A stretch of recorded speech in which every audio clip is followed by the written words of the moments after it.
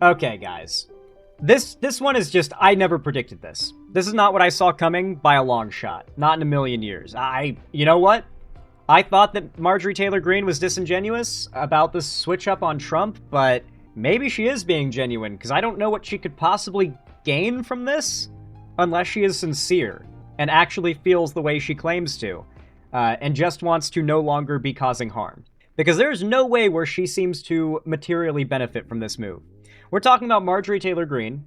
She has her big anti-Trump switch-up. And now, and I've not looked into this at all on purpose, I don't want to be spoiled on it. As of a day ago, Marjorie Taylor Greene has announced, that doesn't mean she's following through, but she has announced her intention to resign from Congress. I did not see that one coming, and I have no idea what her explanation for it is, so I'm excited to hear her explain. She's faking? Maybe she's faking. I'm really curious, because I have deliberately avoided spoilers on this story so that you can hear my first-time reaction to her reasoning right here, right now. Let's see what the deal is, because for all we know, she's not actually going to follow through on the resignation. So, you know, don't get your hopes too high. Don't get too Marjorie Taylor Greene-pilled yet, okay? She's said and done some pretty horrific things. Hard to believe that she's genuine. Still, hard to believe. But before we get into it, if you're watching this video, be sure to leave a like and leave a comment down below. It helps a lot. It really does. Leave a hype as well. And thank you for watching. Consider subscribing if you like it enough that you want to see more. And let's get right into it. Hi, everyone.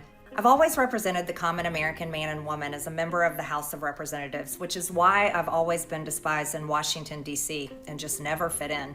Americans are used by the political industrial complex of both political parties, election cycle after election cycle, in order to elect whichever side can convince Americans to hate the other side more.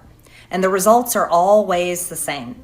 No matter which way the political pendulum swings, Republican or Democrat, nothing ever gets better for the common American man or woman. The deck goes... How much, maybe she was just a true, far-right populist true believer who's now oh, so this whole Republican Party thing is all just, we were all pretending to care about these things that we were running on? Okay. Particularly the Israel stuff and the giving money to Israel. Maybe she genuinely believed all this and just wants to retire from politics after realizing, oh, it's all a ploy. Like the Republicans, I thought that we were entering an era of politics where we were actually acknowledging the issues I cared about, but no. It's all just status quo baiting. Maybe that's what she's frustrated by, but hard to say. Higher, corporate and global interests remain Washington's sweethearts. American jobs continue to be replaced, whether it's by illegal labor or legal labor by visas or just shipped overseas. Or AI? We're not going to bring up AI? Small businesses continue to be swallowed by big corporations. Americans' hard-earned tax dollars always fund foreign wars, foreign aid, and foreign interest. And the spending power of the dollar can... No, yeah, she has not gotten any better of a person. I think she was just always a true believer in this, hyper-isolationist America First thing. And Trump is so against it now and has walked back so much of the stuff she supported him for. She's, rage-quitting politics, I think. This might be genuine. All I got from that is she isn't changing her views. She's basically joining the alt-right alongside Nick Fuentes. Exactly. She always was a Nazi, alt-right, hyper-populist, crazy, isolationist. You know, the Jewish space lasers and all that. And for a while, Trump pandered to these people, but now he's pissing them off. Continues to decline. The average American family can no longer survive on a single breadwinner's income, as both parents have to work in order to simply survive. And today, many in my children's generation feel hopeless for their future and don't think they will ever realize the American dream. And that breaks my heart. I ran for Congress in 2020 and have fought every single day believing that Make America Great Again meant America First. I have one of the most conservative voting records in Congress. Wow. I told you I didn't pre-watch this. Not even a little bit. I knew exactly the angle she'd be taking. She's actually a true dyed-in-the-wool, deranged, far-right populist who feels betrayed by Trump for his disingenuous pandering. Congress defending the First Amendment, Second Amendment, unborn babies because I believe God creates life at conception and I love to fight for the little guy. Strong, safe... It's not genuine, Zan. She's leaving exactly when she gets the pension. To be fair, the timing could also just be convenient for that. Why wouldn't you just stick it out until you get your pension? But also, she's a Nazi. And the guy she attached herself to is now, not budging on being pro-Israel. The logic from her perspective, if she's a true believer in this Nazi stuff, if she concerns herself more with the influence of the Jews in America than anything else, which she clearly does, then yeah, Trump being so friendly with Israel and being like Israel first, as it seems, is a deal breaker. It should be. Like for someone who claims and clearly does believe what she seems to believe, this far right, like Nazi isolationist stuff, this last stint of actions from Trump should be the deal breaker for these people, as it has been for a lot of them across the board. Orders, I have fought hard for that. I fought against COVID tyrannical insanity and mandated mass vaccinations, and I've never Mandated mass vaccinations have never been a thing. voted to fund foreign. Mandated vaccinations outside of like for work and school have never been a thing. Like there's no point where like you're in your home playing video games or watching TV and the police kick down your door and mandate that you get vaccinated. That's never been a thing. Do you want to know what they actually did in most states? They did a multi-million-dollar lottery for people who got vaccinated. They tried to encourage people to get vaccinated voluntarily so hard, they offered multi-million-dollar jackpots for random people who got their vaccines and boosters. Wars with your hard-earned tax dollars. However, with almost 1 year into our majority, the legislature has been mostly sidelined. We endured an 8-week shutdown, wrongly, resulting in the House not working for the entire time, and we are entering campaign season, which means all courage leaves and only safe campaign re-election mode is turned on in the House of Representatives. During the longest shutdown in our nation's history, I raged against my own speaker and my own party for refusing to proactively work diligently to pass a plan to save Americans' health care and protect Americans from outrageous, overpriced, and unaffordable health insurance policies. The House should have been in session. And that is consistent with her. One of her ongoing things, now normally she doesn't do it from like the class-conscious perspective, she does it from the anti-big pharma perspective, but like she has been pretty consistent on this like, well, obviously Americans should have health care, but it should be paid for with the money that we send overseas for foreign aid and whatnot. Like, the MAGA perspective, or I guess the America First perspective, is all foreign spending should be cut off, and that money should be what we use to pay for universal health care. Like, the average MAGA Nazi right now, or ex-MAGA Nazi, literally believes in universal health care. They only believe in it for white American citizens, though. And for what they like to call net taxpayers. I've been hearing this term a lot lately. I think it's a myth. Net taxpayer. It means someone who pays more into taxes than they gain from it. And I don't think that really exists outside of like extremely wealthy people, like the hyper wealthy. I do not believe that like the average working class person, like the data seems to suggest, could be a net taxpayer, because surely that statistic only accounts for direct voluntary uses of programs that are paid for with US tax dollars, right? Because if you grow up for the first, like, you know, however many years of your life going to public school, that is so many US tax dollars that have been spent on you already. If you drive to work every day on US roads, or you go to restaurants that are paid, that were, you know, judged by health inspectors, or you drink at a water fountain, or get water from a pipe that was paid for with tax dollars to you know, supply the infrastructure for transporting water, or if you flush your toilet to make your waste go away, and like all these things are paid for by US tax dollars, and you spend so much of the US government's money by existing before you even get your first job in America. I genuinely don't think the idea of a net taxpayer exists outside of the hyper wealthy. With property, state, local, and sales taxes, there are net taxpayers.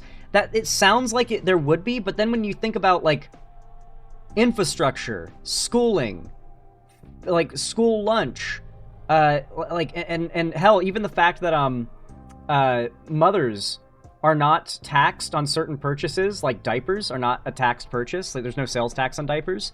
Like that's money the state is losing by not taxing on a product.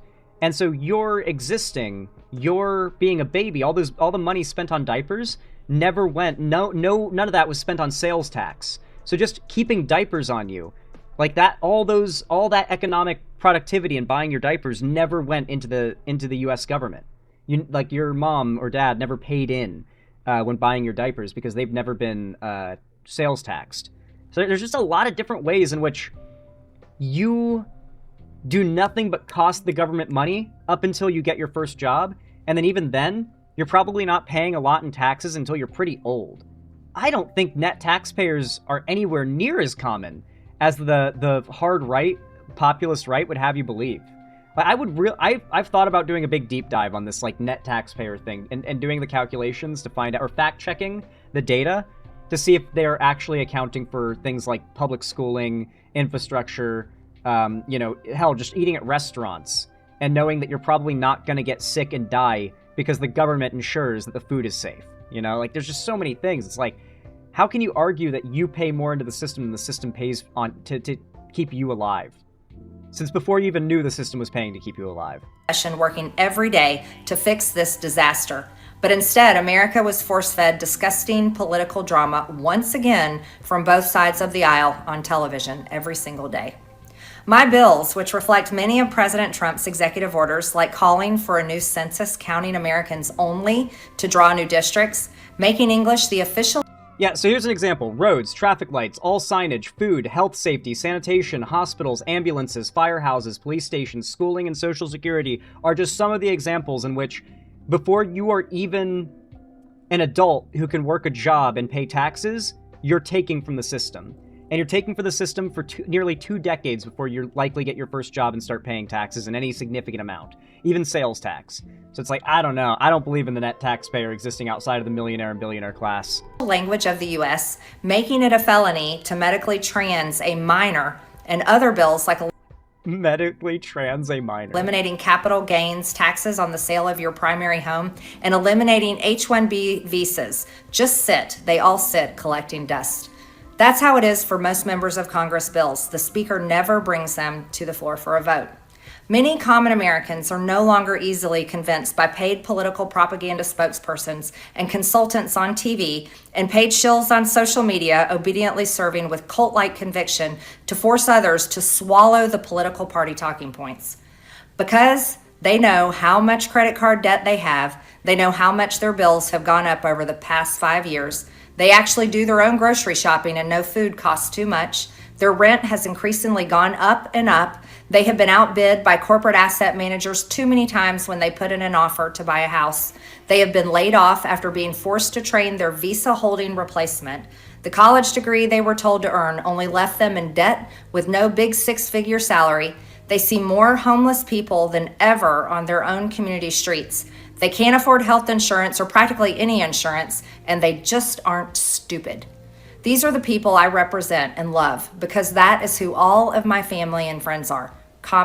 Well, this is pandering, but technically all politicians pander. It's their job to an extent, but man. Didn't she vote for the big beautiful bill? What the fuck? Yeah, I think she did. Americans. I've been blessed to represent the 14th District of Georgia for 5 years. The district is filled with some of the most wonderful, kind-hearted, God-fearing, patriotic, hardworking people you will ever meet. Good, regular, common Americans. I've worked hard to bring taxpayer dollars back home to help district needs. I impeached Biden's Secretary of Homeland after watching my constituents die as he facilitated dangerous open border invasion into America. And I led the effort to defund hard-left politically biased NPR and PBS and the... That's right. That was one of the evil things that she was a big proponent of. Is she was one of the big proponents of defunding NPR and PBS. She was the big fighter for that. Corrupt USAID, and I did that as chair of the DOJ subcommittee.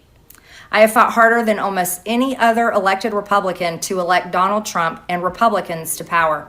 I traveled the country for years. I spent millions of my own money.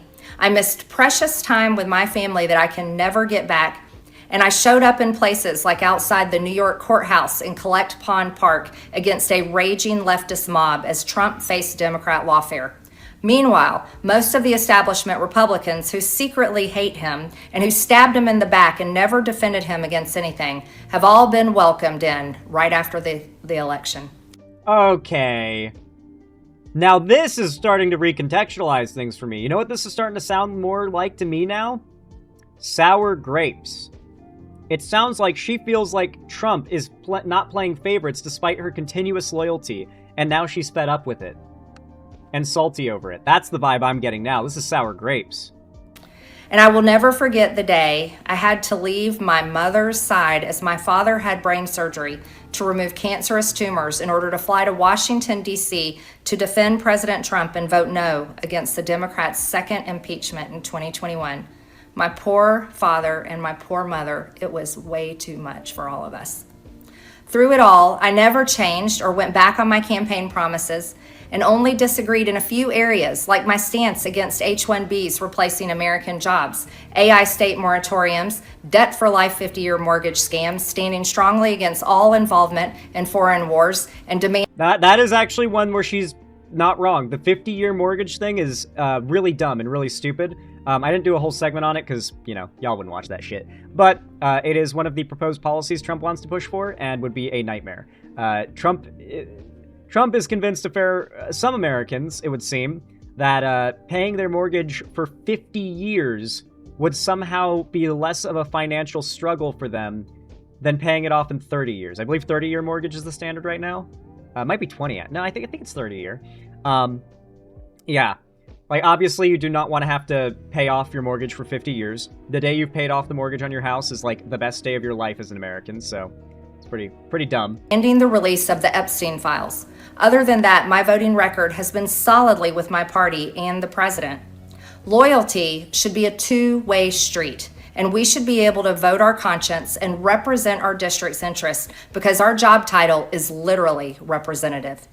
America first should mean America first and only Americans first, with no other foreign country ever being attached to America first in our halls of government. Standing up for American women who were raped at 14 years old, trafficked and used by rich, powerful men should not result in me being called a traitor and threatened by the President of the United States, whom I fought for.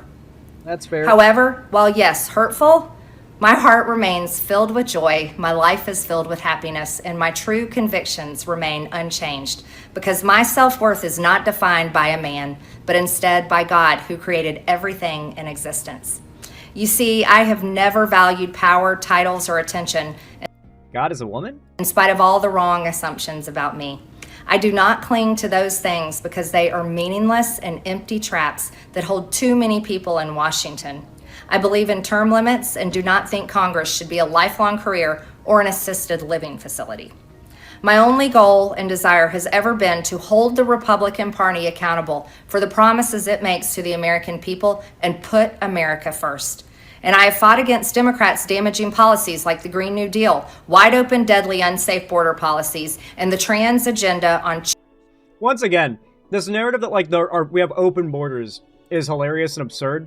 And mind you, we really do, or I should say the Republicans in America really rely on this conception of illegal immigration that's literally like cartoon shit. Like the family crossing the river and like jumping the fence and like walking into America thing, like that's the cartoon version of illegal immigration that Americans believe.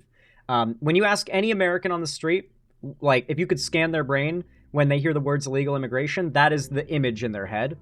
And even if, you know, that's just the fact. That is what they imagine. They imagine illegal border crossers, right? As it turns out, I think it's something like 78% of illegal immigrants in America entered the country legally. They're one of our many legal ports of entry, usually on work or school visas or visiting visas. You can just get a visa to visit America, obviously. But when your visa runs out, you're meant to leave. But just because your visa runs out doesn't mean, like, the police know where you are and can just track you down and grab you and kick you out of the country. A piece of paper just expired and now you're out there somewhere, right? And obviously a big part of what Trump is doing is sending ICE after these people.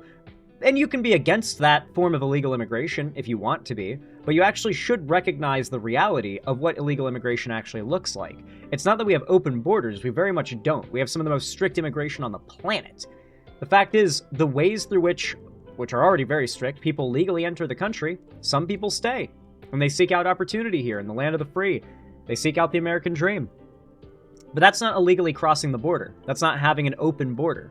Unless when you say close the borders, you mean literally don't let anyone that's not from America enter, period. In which case, man, not even Trump believes in that. Then, at that point, you basically just want America to go the way of Japan, which is Well, I guess, to be fair, Japan is currently, like, rapidly trying to encourage tourism and immigration into the country because they realized their mistake. But, you know, in the 2010s in particular, like, Japan was on a very bad, like, self-destructive, isolationist death spiral. And that's what these people want for America. Children and against women.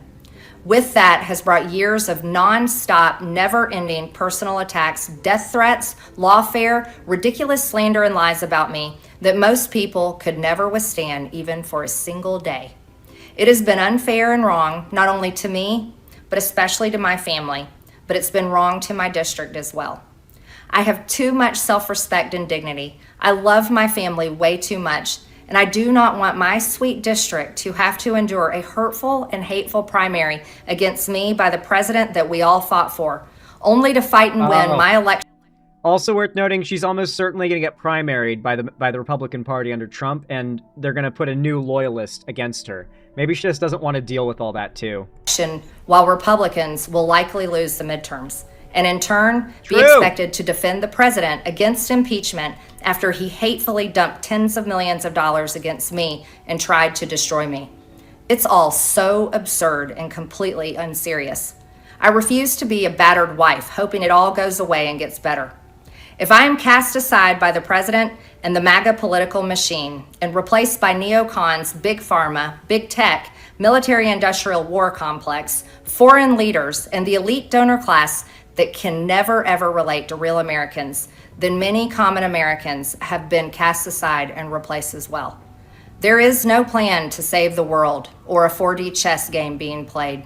When common American people realize and understand that the political industrial complex of both parties is ripping this country apart, that not one elected leader like me is able to stop Washington's machine from gradually... Damn, how many dumb buzzwords can she shove in there? Well, she wins every election in a landslide. Goes to show you what actually, like, resonates with Americans. It's buzzwords and memes. Well, let's stop saying buzzwords. Memes. Like the original, like, actual definition of meme. The idea of like a brain bug, a cognito hazard of sorts that just sticks to people's brains, gets repeated and spreads despite, you know, complete, like, almost like a social knowledge contagion. That is what a meme is, fundamentally. And that is what these talking points the right spreads around are. Literal memes. Like the definition, the real definition of a meme. A mind bug, a cognito hazard that spreads through society. People fall for it, they become infected by it, and it spreads. Hideo Kojima would be proud of me right now. Really destroying our country. And instead, the reality is that they, common Americans, the people, possess the real power over Washington. Then I'll be here by their side to rebuild it. Until then, I'm going back to the people that I love, to live my life to the fullest as I always have, and I look forward to a new path ahead. Yeah, who knows? Maybe she's about to announce in the coming months her run for governor of Georgia or something like that. You know, that's the path if she wants to try and become president, God forbid, is, you know, Congress, governor, president. That's generally how you try to go. It's generally the path. If not that, then, like, you try to end up, like, VP or, like, a high-ranking member of the cabinet of your party's, your affiliated party's, administration. And then from there you run and you know, you try to get elected, right? So that might be the path she's trying to take. Congress, governor of Georgia, which is right now kind of a purple state. Like, it went hard red in the last election, but it went blue in the election before. So it's, like, kind of a purple state. So yeah, Georgia is the kind of state that if you can end up being the nominee for, like if you can win the nomination and you're from Georgia, it's a big deal that you're almost certainly going to win Georgia because you're from that state and you're popular there. Like a guaranteed Georgia win is, I'm pretty sure most presidents who win the election win Georgia. Am I wrong about that? Biden won Georgia and then won the election. Trump won Georgia, then won the election. Before that, Trump also won Georgia and won the election. Before Biden, I don't remember before that, but I'm pretty sure, like 9 times out of 10, whoever wins Georgia wins the election. I'm not saying it's like deterministic. I'm saying it's like generally that's the trend, you know? So who knows? Maybe that's her thought process. You know, governor of Georgia to presidential run is not that crazy of a leap. Anyway, folks, If y'all enjoyed what I had to say about this, if you found it entertaining, educational, or enjoyable, then consider leaving a like and a comment down below. It helps a ton. Let me know you watched this far by commenting Marjorie Taylor Greene, or MTG, is insane. And if you want to see more from me, consider subscribing. Regardless, thank you for watching, and I hope you enjoyed this video.